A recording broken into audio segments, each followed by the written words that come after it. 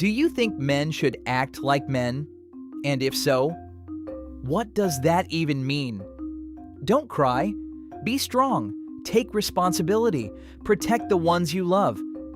You've heard these your whole life. In school, in the army, in every movie where the hero doesn't flinch, in your father's silence. But nobody ever explained where those rules came from or why they exist. You didn't write this script, you just showed up, and it was already waiting for you. Today we peek into 8 masculinity scripts from around the world. What each culture has traditionally expected from its men. What modern society demands now. What each script gets right. And what it quietly costs. How closely do you follow yours? And how uncomfortable does it feel when you don't? 1. The self-made man. Anglo-American cultures. The United States, the United Kingdom, Australia, Canada. How are you? Good. You? A casual exchange. But in the Anglo-American world, this tiny, everyday phrase is actually the ultimate survival mask.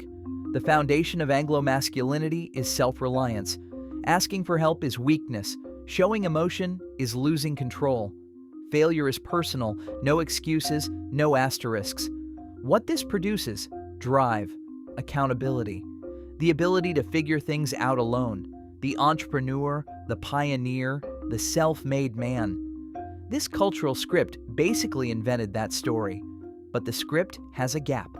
When the body gives out, when the mind starts to buckle, when help is genuinely needed, the man inside this script still tries to handle it alone. Going to a doctor, seeing a therapist, telling a friend you're struggling, all of it feels like breaking an unspoken rule. Across Anglo cultures, men are consistently less likely than women to seek help for serious mental health struggles. Men are 3 to 4 times more likely to reach a point of no return than women. The script that demands strength produces the quietest kind of collapse, while saying, fine. 2. The equal man. Northern Europe, Sweden, Norway, Finland, Denmark, the Netherlands. Is staying tough and keeping it all in really the definition of strength? This script has a different answer. Be equal, express yourself, share the load, show up for your kids. In these countries, a father pushing a stroller into a cafe on a Tuesday morning is completely unremarkable. Men take parental leave. Men talk about feelings. Emotional availability isn't weakness here. It's considered a sign of maturity. What this builds? Deeper partnerships, less conflict at home, higher life satisfaction. Nordic countries consistently top global happiness rankings, and this script is part of why.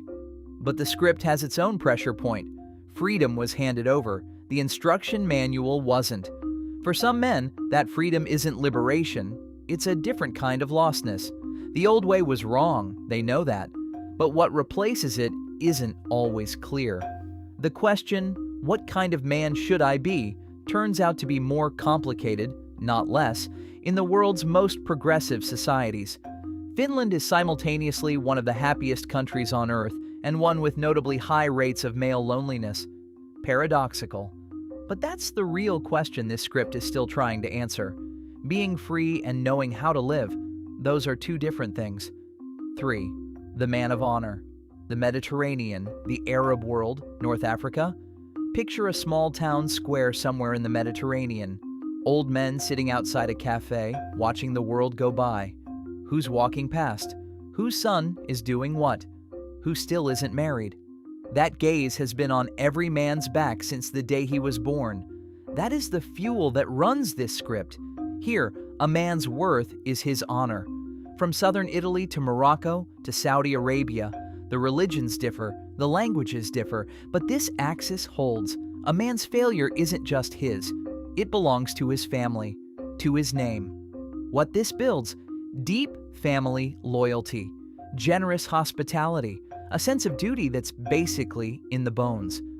But when honor actually collapses, the script doesn't have a next move. Business failure, unemployment, divorce, these aren't just hardships inside this worldview, they're existential crises. The response is to hide it, refuse outside help, carry it alone. And when the weight becomes too much, it comes out somewhere else because there's no language for breaking down in a script where men simply don't. The pressure that has no name finds another exit. 4. The dutiful son, South Asia, India, Pakistan, Bangladesh, Sri Lanka. A young man sits alone on a rooftop late at night. He doesn't want to go to medical school, he wants to draw, but the moment he imagines saying that out loud, every face from the room below comes back to him. His parents, his grandparents, his aunts and uncles, that weight is what carries him back downstairs. Across South Asia, a man's life isn't primarily his own story. It's his family's story, which career, who to marry, where to live, all of it negotiated against what the family needs. What this builds: strong family networks, loyalty across generations, the comfort of knowing you're never truly alone. But the script fractures when personal desire runs directly into family expectation. Inside this framework, what I want doesn't read as freedom. It reads as betrayal. Many men resolve this by not resolving it. They bury the want, perform the role, tell themselves it'll be fine eventually. Psychologists call this self-alienation, living so fully for others that you gradually lose the ability to know what you want, and then losing the awareness that you've lost it. 5. The Iron Man, Eastern Europe and the Slavic world, Russia, Poland, Ukraine, the Balkans.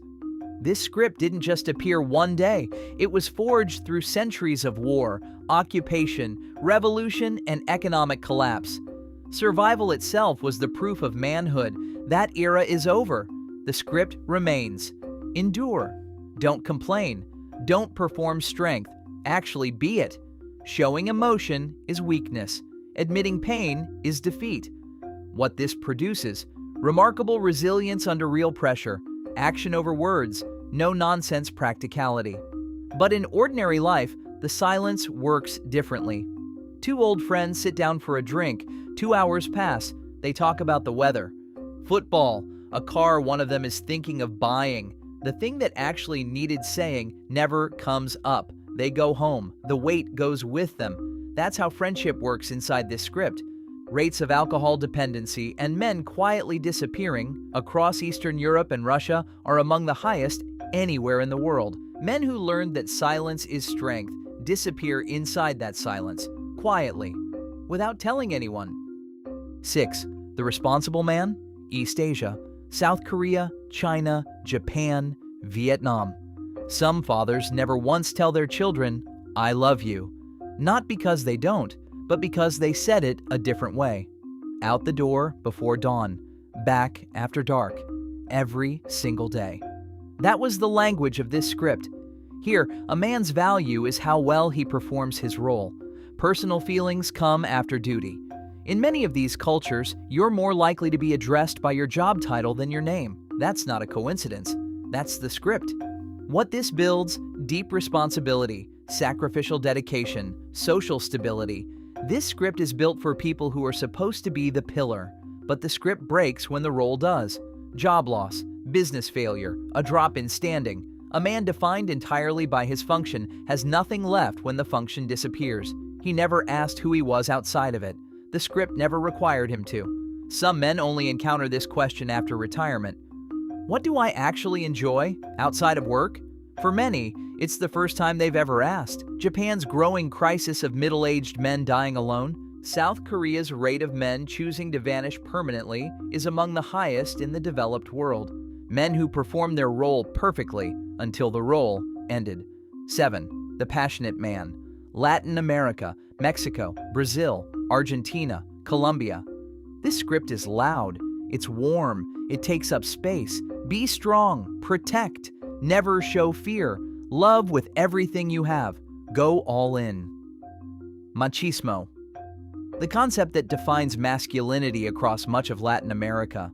Men here aren't emotionally shut down. They're emotionally turned up, just in one direction. Joy is big. Anger is direct. Love is fierce and visible. Passion is the virtue. What this builds: strong community bonds, intense family devotion, real courage when it counts. But the script's weakness lives in the closest relationships. Think of someone who loves so hard there's no room left to breathe, who locks every door because they're terrified of being left. They know somewhere that it comes from love, but I'm afraid isn't in the script. So the fear gets translated into the only language available: control. Latin America consistently records some of the world's highest rates of violence between people who love each other. The script that celebrates passion produces a love that can't hold vulnerability. And love that can't hold vulnerability eventually becomes something else. 8. The initiated man, Sub-Saharan Africa, West Africa, East Africa, Southern Africa. The boy completes the rite and walks back into the village. The elders receive him differently. The person who left is not quite the same person who returns. That line isn't blurry. Everyone in the community knows exactly when it was crossed. Here, masculinity is inseparable from belonging. Strength alone isn't the point. Strength in service of others is. What this builds: deep communal identity. Knowledge passed between generations. A clear answer to the question of when you became a man. But the script fractures when modernity takes away its structure. When traditional rites disappear into city life, when the community scatters and the elders are gone, when the structure that was supposed to tell a young man what he is no longer exists, the gap doesn't stay empty. In urbanized areas where those structures have broken down, street initiation and extreme masculine performance have moved in to fill the space. A different kind of initiation, harder, more punishing, with no community behind it. When the real ceremony disappears, something else becomes the test. 8. Scripts. Which one was handed to you? Does it suit you? Or does it feel like a coat that was never quite your size? If you grew up between cultures, two scripts may have pulled against each other inside you. If you spent years somewhere new, the script may have shifted halfway through your life. If your father followed one version and your society demanded another, you probably learned to switch. The script was not your choice. The place you were born, the men around you, the stories you absorbed about what a man is, they wrote it before you could read. But here's the thing: knowing the script is not the same as being bound by it. Why you struggle to ask for help? Why talking about how you feel seems risky? Why losing your role feels like losing yourself? Why the people closest to you sometimes get the worst of you? None of that is your flaw. It's in the script you were handed. And now you know where it came from.